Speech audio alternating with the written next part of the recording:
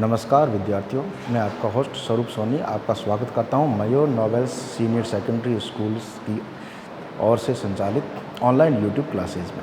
विद्यार्थियों, आज जो हमारा टॉपिक है वो टॉपिक है अंतःस्रावी तंत्र। अंतःस्रावी तंत्र हमारे शरीर में क्या काम करता है, यह हमारे शरीर में किन किन स्थानों पर पाया जाता है, इसके बारे में हम आज विस्तृत चर्चा करेंगे।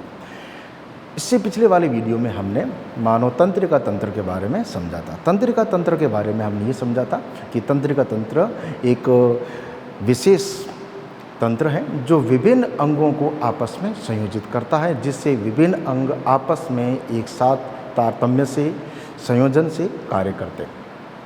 तो तंत्रिका तंत्र के समान ही हमारे शरीर में अंतःस्रावी तंत्र पाया जाता है। तंत्रिका तंत्र यह विभिन्न अंगों को आपस में संयोजित करता है, जिससे अंगों की कार्य प्रणाली वह सुनियोजित तरीके से हो। तो तंत्रिका तंत्र के समान अंतःस्रावी तंत्र वह तंत्र है जो तंत्रिका तंत्र के साथ मिलकर कोशिकीय कार्यों को सुचारू करने का कार्य करता है। कोशिकीय कार्य को यह नियमित करता है, नियंत्रित करने का कार्य यह तंत्रिका तंत्र की तरह करता है। तो अंतःस्रावी तंत्र वह तंत्र जो तंत्रिका तंत्र के साथ मिलकर कोशिकीय कार्यों को नियमित करने का कार्य करता है। हमारे शरीर में तंत्रिका तंत्र यह लंबे समय तक कोशिकीय कार्यों को नियंत्रित नहीं कर सकता, उसे तंत्रकायत नहीं कर सकता। इसके लिए विशेष हार्मोन की आवश्यकता होती है। यह जो हार्मोन है हमारे शरीर में इन तंत्रिका तंत्र की तरह अंतःस्रावी ग्रंथियों से स्रावित होते हैं। अंतःस्रावी ग्रंथियाँ हमारे शरीर में ऐसी ग्रंथियाँ हैं जिन्हें हम नलिका विहीन ग्रंथियाँ कहते हैं। तो सबसे पहले हम बात कर लेते हैं कि ग्रंथियों का अर्थ क्या होता है। ग्रंथियाँ वे कोशिकाओं का समूह होती है जो किसी विशेष तरल पदार्थ का स्रावण करती हो। विशेष तरल पदार्थ का स्रावण करने वाली कोशिकाओं के समूह को हम ग्रंथियाँ कहते हैं। हमारे शरीर में मुख्य रूप से 3 प्रकार की ग्रंथियाँ पाई जाती है। सबसे पहली है अंतःस्रावी ग्रंथियाँ। अंतःस्रावी ग्रंथियाँ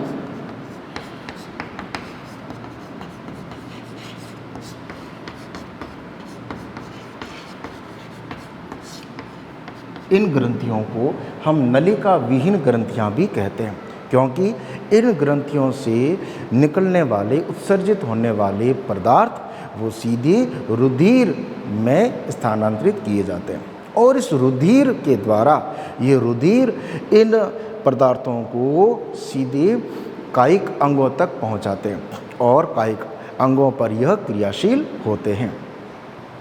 तो अंतःस्रावी ग्रंथियाँ हमारे शरीर में कौन कौन सी हैं, जैसे कि पीयूष ग्रंथि, थायराइड ग्रंथि, थाइमस ग्रंथि, इन सभी का हम अध्ययन करेंगे। दूसरी ग्रंथि है जिसे हम कहते हैं बहिस्रावी ग्रंथि। बहिस्रावी ग्रंथियाँ बहिस्रावी ग्रंथियाँ वे ग्रंथियाँ होती हैं जो अपने उत्पाद को किसी नलिका में स्थानांतरित करने का कार्य करें, जैसे कि हमारे मुख में पाई जाने वाली लार ग्रंथियाँ, त्वचा पर पाई जाने वाली स्वेद या पसीने की ग्रंथियाँ, दुग्ध ग्रंथियाँ, ये ग्रंथियाँ बहिस्रावी ग्रंथि कहलाती है। तीसरी होती है मिश्रित ग्रंथि।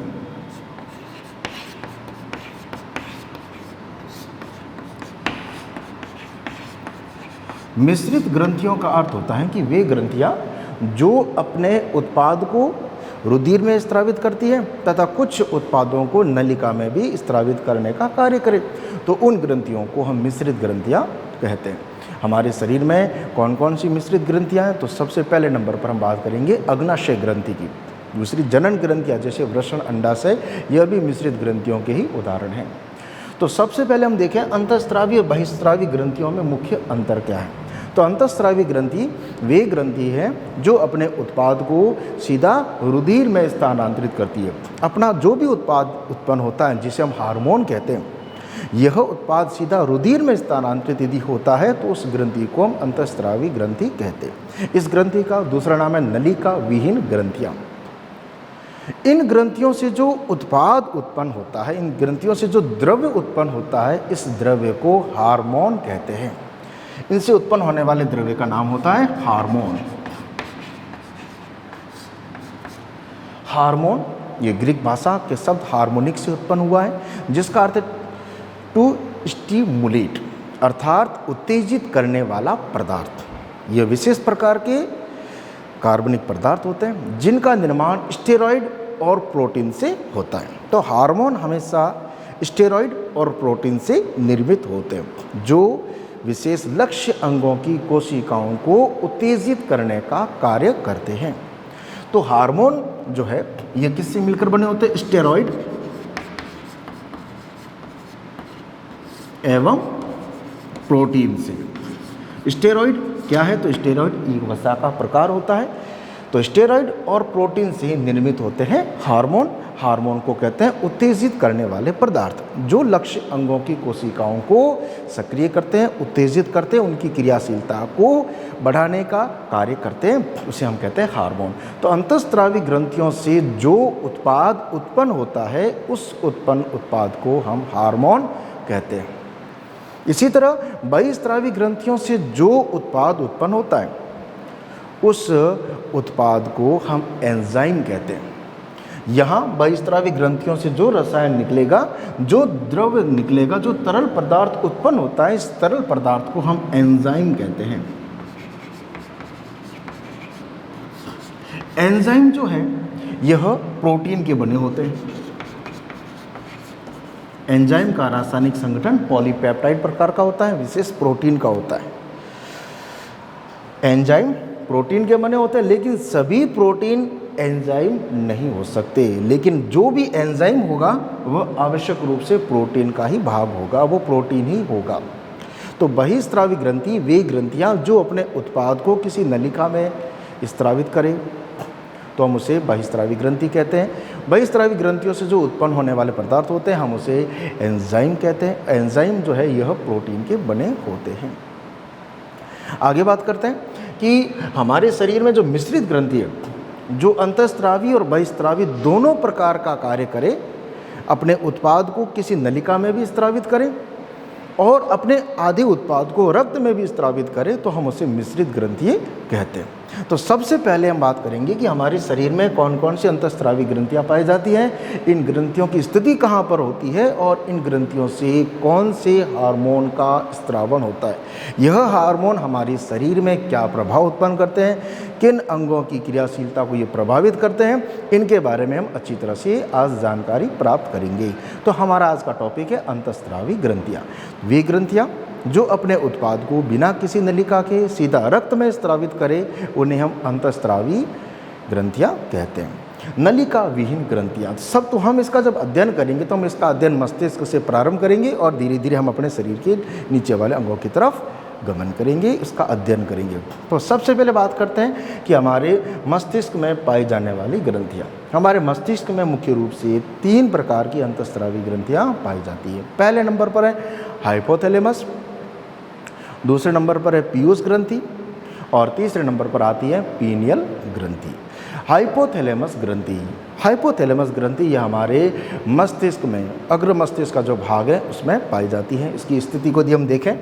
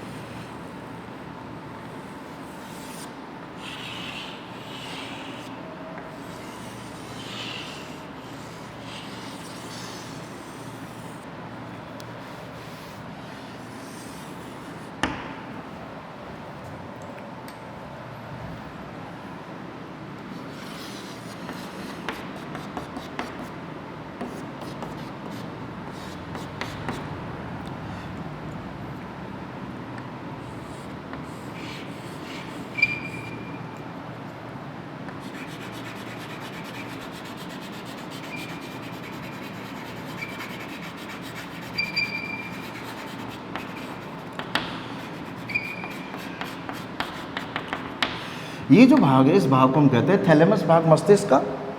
तो थैलेमस के नीचे अग्र मस्तिष्क पक्ष भाग में, जिसे हम कहते हैं डाईएनसेफेलॉन भाग में यह हाइपोथैलेमस पाया जाता है। तो हाइपोथैलेमस क्या है? तो हाइपोथैलेमस यह तंत्रिका कोशिकाओं का एक समूह है जिसके द्वारा विशेष हार्मोन का स्त्रावण होता है। यह हार्मोन पीयूष ग्रंथि के स्त्राव को नियंत्रित करने का कार्य करते हैं। इसलिए हाइपोथैलेमस को master of the master gland कहते हैं। दोबारा से हम इसका अर्थ समझें कि हाइपोथैलेमस क्या है। तो हाइपोथैलेमस यह डाईएनसेफेलॉन या हम कह सकते हैं अग्र मस्तिष्क के जो पक्ष भाग हैं, अग्र मस्तिष्क का जो पक्ष भाग है, अग्र मस्तिष्क का पक्ष भाग, पीछे वाला भाग, जिसे कहते हैं डाईएनसेफेलॉन।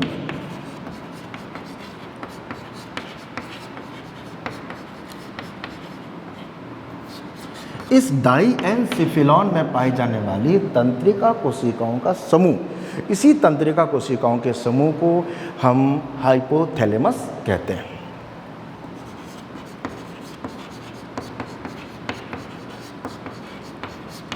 हाइपोथैलेमस यह मस्तिष्क से प्राप्त जो संदेश हैं उसके आधार पर विशेष हार्मोन का स्त्रावण करती है। यह हार्मोन आगे पीयूष ग्रंथि के स्त्राव को नियमित करने का कार्य करते हैं। इसलिए इस हाइपोथैलेमस को हम master of the master gland कहते हैं। पीयूष ग्रंथि के स्त्राव को नियंत्रित करने के कारण इस हाइपोथैलेमस को master of the master gland कहा जाता है। इस ग्रंथि से, हाइपोथैलेमस भाग से, दो प्रकार के हार्मोन्स का स्त्रावण होता है। पहला होता है मोचक हार्मोन, रिलीजिंग हार्मोन। यह मोचक हार्मोन क्या करता है? पीयूष ग्रंथि के स्त्राव को बढ़ाने का कार्य करता है। मोचक हार्मोन यह पीयूष ग्रंथि के स्त्राव को बढ़ाने का कार्य करता है, जिससे पीयूष ग्रंथि से निकलने वाले जो उत्पाद हैं, जो हार्मोन हैं, वह अन्य अंतःस्रावी ग्रंथियों को आगे नियमित करते हैं, उन्हें कंट्रोल करने का कार्य करता है। तो पीयूष ग्रंथि के स्त्राव को बढ़ाने वाला जो हार्मोन है, उस हार्मोन को हम मोचक हार्मोन कहते हैं। और ये मोचक हार्मोन कहाँ से स्त्रावित होगा? हाइपोथैलेमस भाग से। तो हाइपोथैलेमस भाग से पहला हार्मोन उत्पन्न होता है, हार्मोन का समूह से हम कहते हैं मोचक हार्मोन। मोचक हार्मोन क्या करेगा? पीयूष ग्रंथि के स्त्राव को बढ़ाने का कार्य करता है।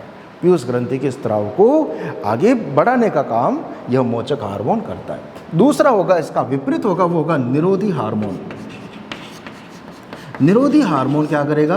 पीयूष ग्रंथि के स्त्राव को घटाने का कार्य करता है। मोचक हार्मोन का जैसे हम एक उदाहरण देखें, हाइपोथैलेमस से उत्पन्न होता है गोनेडोट्रोपिन। ये गोनेडोट्रोपिन क्या करेगा? आगे पीयूष ग्रंथि से उत्पन्न होने वाले गोनेडोट्रोपिन हार्मोन के स्त्राव को बढ़ाता है। इसी प्रकार निरोधी हार्मोन जैसे कि सोमेटोट्रोपिन हार्मोन, जैसे ही निरोधी हार्मोन सोमेटोट्रोपिन उत्पन्न होता है तो पीयूष ग्रंथि से उत्पन्न होने वाले वृद्धि हार्मोन को, सोमेटोट्रोपिन हार्मोन को यह कम कर देता है। तो दोनों प्रकार के यह हार्मोन पीयूष ग्रंथि के स्त्राव को नियंत्रित करने का कार्य करते हैं। इसके बाद हम बात करते हैं अगली ग्रंथि, वो है पीयूष ग्रंथि। ये जो हमें दिखाई दे रही है भाग, इसे हम कहते हैं पीयूष ग्रंथि।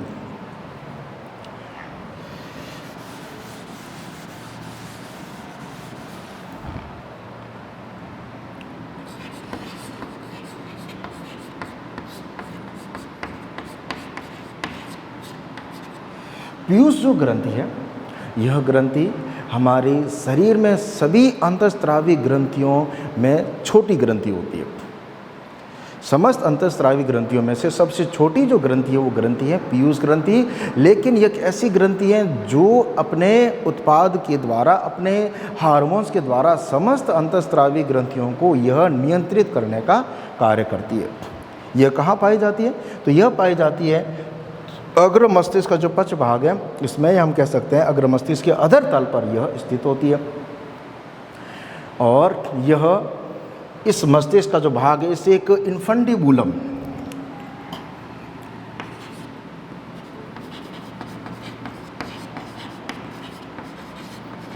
इन्फंडिबुलम नामक एक पर्व के द्वारा इस मस्तिष्क से यह जुड़ी होती है।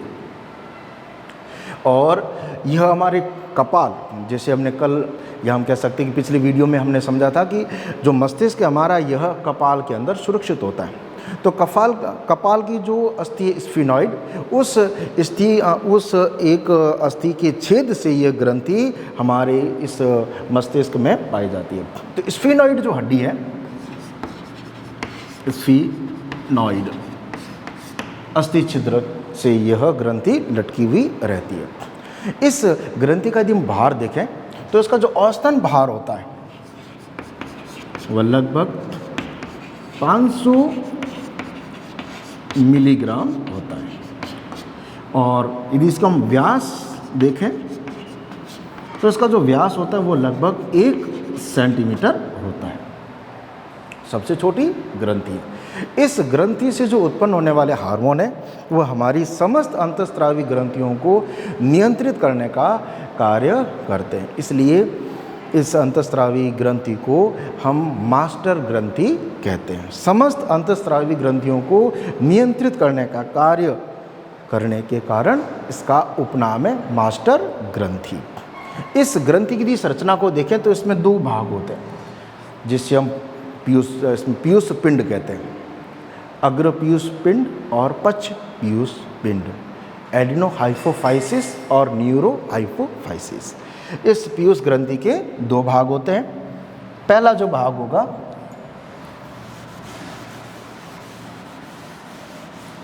उस भाग को हम कहते हैं एडिनो हाइपोफाइसिस।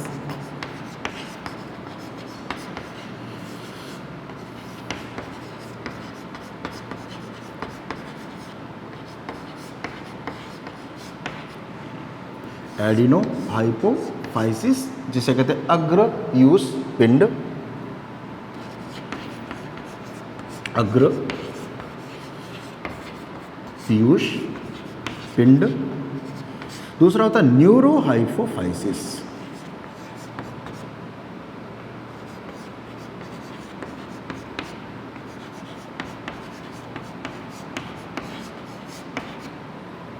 न्यूरो हाइपोफाइसिस जिसे हम कहते हैं पश्च पीयूष पिंड। अग्र पीयूष पिंड और पश्च पीयूष पिंड। जैसे कि हम यहाँ पर हम चार्ट के जरिए भी हम इसको देखें तो यहाँ पर जो ग्रंथि हमें जो दिखाई दे रही है, ये वाला भाग, इसे हम कहते हैं पीयूष ग्रंथि। तो इस ग्रंथि से, और यहाँ पर इसका चित्र अलग से दे रखा है कि यह इन्फंडिबुलम नामक एक ग्रंथ से मस्तिष्क से जुड़ी है। मटर के दाने के आकार की 2 इसके भाग हैं, अग्र पीयूष पिंड और पश्च पीयूष पिंड। इसका एक और चित्र भी यहाँ पर हमें दिखाई दे रहा है। तो इस ग्रंथि से कई हार्मोन्स स्रावित होते हैं जो हमारे शरीर की अन्य ग्रंथियों को नियंत्रित करने का कार्य करते हैं। कौन कौन से हार्मोन इसमें उत्पन्न होते हैं? तो सबसे पहला जो हार्मोन है, जो सबसे प्रमुख हार्मोन होता है, उसका नाम है वृद्धि हार्मोन। वृद्धि हार्मोन जिसे हम ग्रोथ हार्मोन कहते हैं।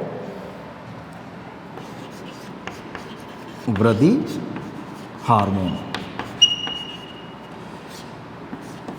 GH, ग्रोथ हार्मोन, और जिसे सोमेटोट्रोपिन भी कहते हैं।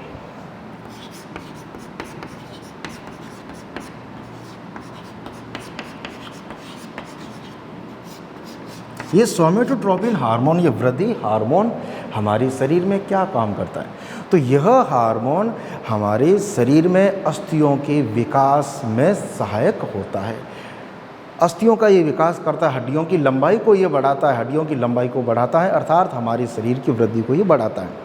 हमारी लंबाई में यह हार्मोन सहायक होता है। अस्थियों की लंबाई में यह वृद्धि करता है। हमारी जो कंकाली मांसपेशियाँ होती है उनकी वृद्धि इस हार्मोन के प्रभाव से होती है। तो ये जो हार्मोन है, बाल्यावस्था में इस हार्मोन की यदि मात्रा बढ़ जाए, सामान्य स्त्राव से यदि इसकी मात्रा बढ़ जाती है या इसकी मात्रा घट जाती है तो हमारे शरीर की वृद्धि प्रक्रिया प्रभावित होती है। यदि इस हार्मोन की मात्रा बाल्यावस्था में अचानक बढ़ जाए तो शरीर की अंदर जो भी जैविक क्रिया होती है उस पर इसका प्रभाव पड़ता है। सबसे पहले क्या होगा कि हमारे शरीर की जो अस्थियाँ हैं, जो हमारी कंकाल है इसमें अचानक वृद्धि होनी शुरू होती है, हड्डियों में अचानक लंबाई बढ़ना शुरू हो जाती है तथा जो मांसपेशियाँ हैं उनमें अधिक जमाव होना शुरू होता है। तो हड्डियों के अधिक बढ़ने से एक रोग होता है जिसे हम कहते हैं अतिकायता। तो इस सोमेटोट्रोपिन हार्मोन के अधिक स्त्राव से उत्पन्न रोग का नाम है अतिकायता। अतिकायता में क्या होगा? अतिकायता में उस बालक की लंबाई बढ़ना शुरू हो जाती है, उसकी लंबाई दिनों दिन बढ़ती है।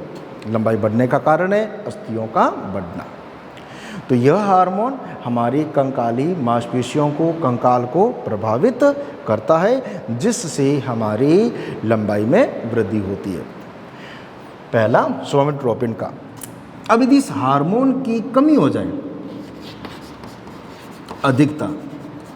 अधिकता से रोग होगा अतिकायता।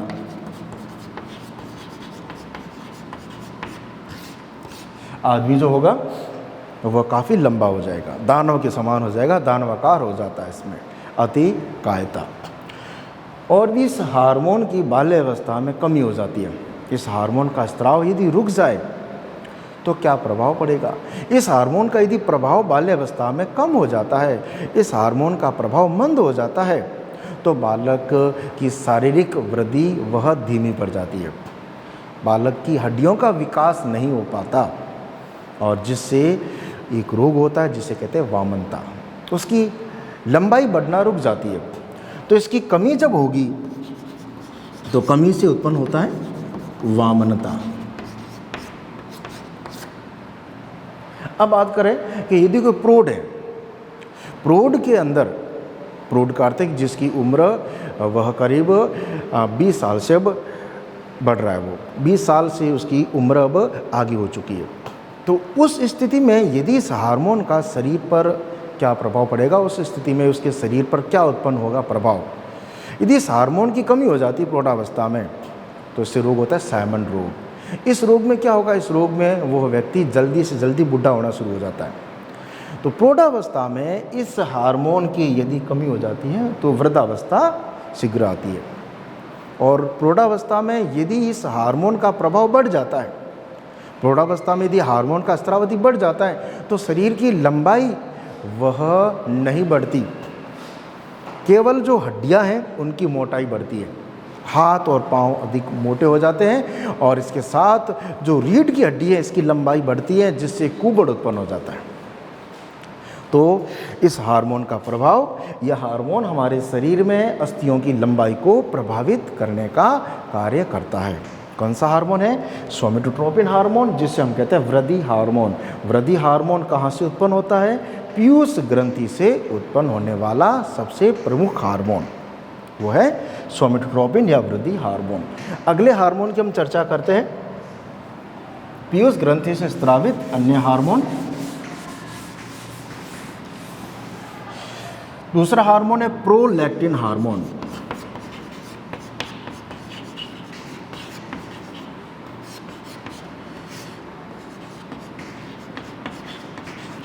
प्रोलैक्टिन हार्मोन यह विशेष करके मादाओं में स्रावित होता है, जो मादाओं में दुग्ध ग्रंथियों के विकास को यह प्रेरित करता है। दुग्ध ग्रंथियों के विकास को प्रेरित करने वाला हार्मोन है प्रोलैक्टिन हार्मोन, जो मादा में अधिक कार्यशील होता है। प्रोलैक्टिन हार्मोन के बाद अगला हार्मोन है वो ऑक्सीटोसिन हार्मोन।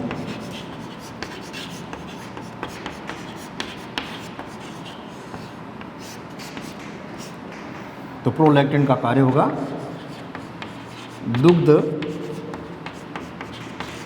ग्रंथियों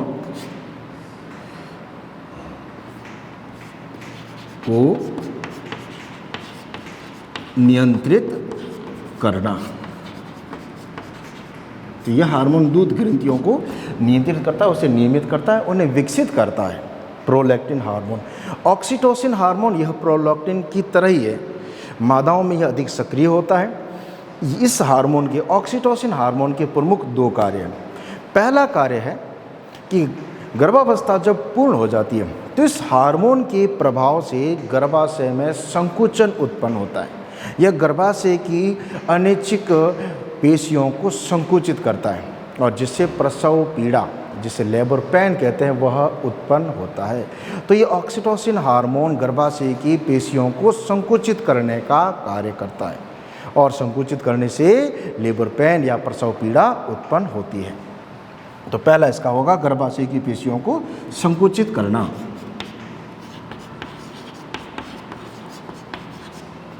गर्भाशय की पेशियों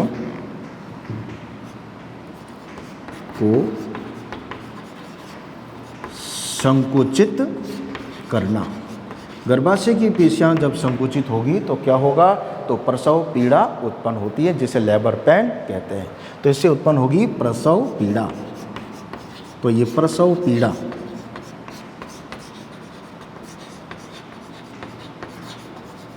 तो ये लेबर पेन उत्पन्न करने का कार्य करता है। पहला कार्य प्रसव पीड़ा उत्पन्न करना। दूसरा इसका कार्य होगा कि यह हार्मोन बच्चे के जन्म के बाद, प्रसव के बाद, इस हार्मोन के प्रभाव से दुग्ध ग्रंथियों से दूध का स्त्रावण प्रारंभ होता है। यह हार्मोन प्रसव क्रिया के बाद में दूध के स्त्राव को प्रेरित करता है। स्तन ग्रंथियों से, दूध ग्रंथियों से यह दूध के स्त्राव को प्रेरित करने का कार्य ऑक्सीटोसिन हार्मोन करता है। तो ऑक्सीटोसिन हार्मोन के दो प्रमुख कार्य हैं। पहला कार्य प्रसव पीड़ा, दूसरा कार्य है प्रसव के पश्चात दूध ग्रंथियों से दूध के स्त्राव को प्रेरित करना। ये इसके दो प्रमुख कार्य। इसके बाद बात करते हैं तीसरा हार्मोन,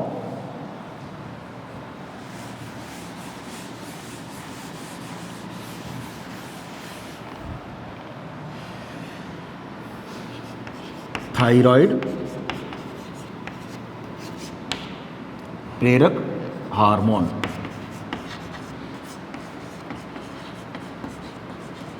थायराइड प्रेरक हार्मोन। थायराइड प्रेरक हार्मोन, यह हार्मोन थायराइड ग्रंथि के स्त्राव को नियंत्रित करने का कार्य करता है। थायराइड ग्रंथि के स्त्राव को नियंत्रित करने का कार्य थायराइड प्रेरक हार्मोन्स के द्वारा होता है। अगला है वह है पुट्टिका उत्तेजक हार्मोन।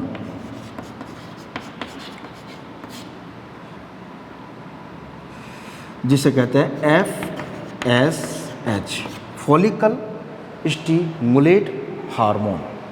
फॉलिकल स्टिमुलेट हार्मोन, यह हार्मोन नर में शुक्र जनन क्रिया को नियंत्रित करने का कार्य करता है।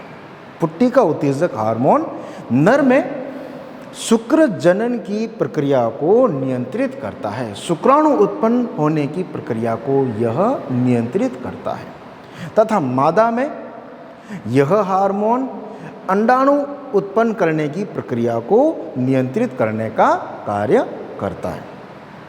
पुट्टिका उत्तेजक हार्मोन, फॉलिकल स्टिमुलेट हार्मोन, यह हार्मोन नर में शुक्र जनन की प्रक्रिया को, शुक्राणु उत्पन्न होने की प्रक्रिया को नियंत्रित करने का कार्य करता है तथा मादा में अंडाणु उत्पन्न करने की प्रक्रिया, अंड जनन प्रक्रिया को नियंत्रित करने का कार्य करता है। इसके बाद अगला आता है ल्यूटिनाइजिंग हार्मोन।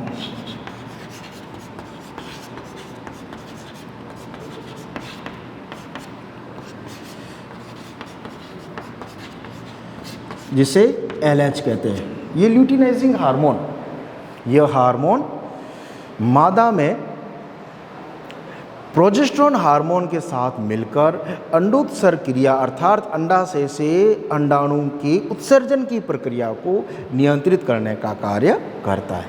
इसी प्रकार नर में यह हार्मोन अंतराली कोशिकाओं पर कार्य करता है। अंतराली कोशिकाएं वे कोशिकाएं होती हैं जो वृषण में पाई जाती हैं तथा वृषण में पाए जाने वाली कोशिकाओं के द्वारा टेस्टोस्टेरोन हार्मोन का स्त्रावण होता है, टेस्टोस्टेरोन हार्मोन उत्पन्न होता है। तो ये टेस्टोस्टेरोन हार्मोन को उत्पन्न करने का या उसे आगे नियंत्रित करने का कार्य करती है नर में। तो ल्यूटिनाइजिंग हार्मोन यह नर में अंतराली कोशिकाओं को नियंत्रित करता है जो आगे टेस्टोस्टेरोन हार्मोन को उत्पन्न करने का कार्य करती है। पीयूष ग्रंथि से और जो हार्मोन स्रावित होते हैं उनमें से अगला है वो है वैसोप्रेसिन हार्मोन। वैसोप्रेसिन हार्मोन, यह हार्मोन वृक्क नलिका में जल के पुनः अवशोषण हेतु उत्तरदायी होता है। इस हार्मोन के प्रभाव से वृक्क नलिका में जल का पुनः अवशोषण किया जाता है। तो यह हार्मोन हमारे शरीर में जल की मात्रा को नियमित करने का कार्य करता है। इस हार्मोन की यदि हमारे शरीर में कमी हो जाती है तो जल का हमारे शरीर से उत्सर्जन अधिक होता है, जिससे उदक में रोग होता है। तो इस हार्मोन का हमारे शरीर में कार्य होता है कि जल का अवशोषण, जल के पुनः अवशोषण को नियंत्रित करना, जल के पुनः अवशोषण को नियंत्रित करना। अगला है एडिनोकार्टिक ट्रोपिक हार्मोन, जिसे ACTH कहते हैं। यह हार्मोन वृक्क के वलकुट भाग पर कार्य करता है, जो मूत्र निर्माण की प्रक्रिया को नियंत्रित करने का कार्य करता है। तो आज हमने पीयूष ग्रंथि के अलग अलग स्त्राव और उनके कार्यों को समझा। अगले वीडियो में हम दूसरी ग्रंथियों के स्त्राव को अच्छी तरह समझेंगे। तब तक के लिए धन्यवाद।